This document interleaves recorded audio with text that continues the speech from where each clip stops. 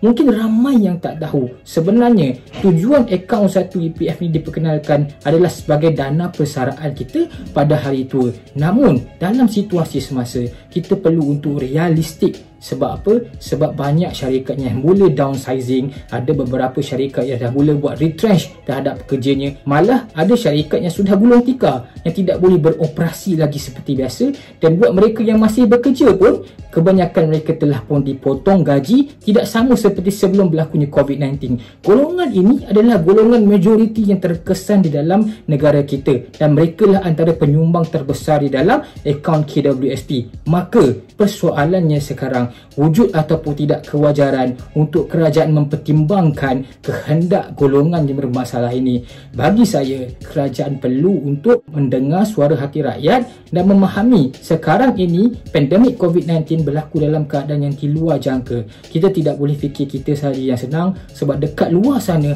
terlalu ramai orang yang berhadapan dengan krisis kewangan yang tidak pernah kita terfikir di akal. Sebab itulah ada kewajaran untuk kerajaan mempertimbangkan agar duit daripada akaun satu KWSP ini dibenarkan untuk dikeluarkan. Cuma bagi pandangan saya, kerajaan perlu untuk berhati-hati apabila membenarkan pelaksanaan pengeluaran duit daripada akaun satu ini, kerana itulah satu-satunya dana persaraan yang dimiliki oleh majoriti rakyat Malaysia. Sebab umum mengetahui ramai rakyat Malaysia yang tidak menyediakan alternatif simpanan persaraan lain melainkan hanya bergantung kepada KWSP.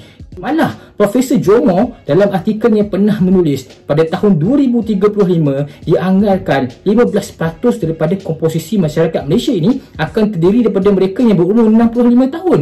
Maksudnya ramai orang yang berusia akan hidup pada waktu itu. Dan kalau kita melihat kepada jangka hayat manusia sekarang, memang jangka hayat manusia sudah berganjak kepada 75 ke 80 tahun. Maksudnya kalau kita bersara pada umur 55 tahun, kita ada lebih kurang baki 30 tahun lagi untuk meneruskan kehidupan. Kalaulah duit sedia ada tidak cukup untuk menampung keperluan 30 tahun selepas bersara, bagaimana kita boleh keep survive during our pension years?